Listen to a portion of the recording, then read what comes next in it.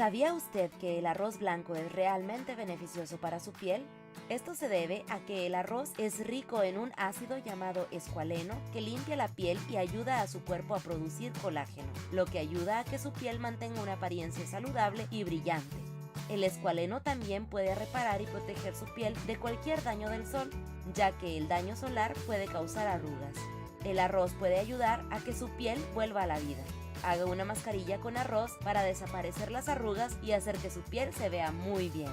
Para preparar la mascarilla necesitará 3 cucharadas de arroz, agua para hervir el arroz, 1 cucharada de leche, 1 cucharada de miel.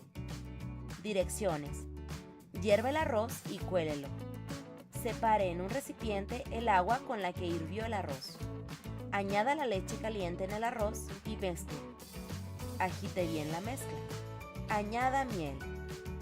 Aplique la mascarilla sobre la piel limpia y deje secar al aire. Quítese la mascarilla y lávese la cara con el agua en la que hirvió el arroz. Repita por lo menos una vez por semana para que pueda verse 10 años más joven.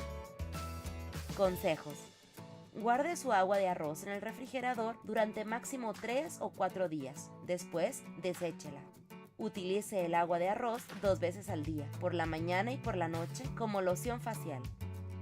Congele el agua de arroz en moldes de hielo y úselos para masajear su cara. También puede utilizar el agua de arroz congelada para un tratamiento de hielo en la piel. Si te gustó el video, dale un pulgar arriba y compártelo con tus amigos. Si quieres más recetas y consejos, suscríbete al canal.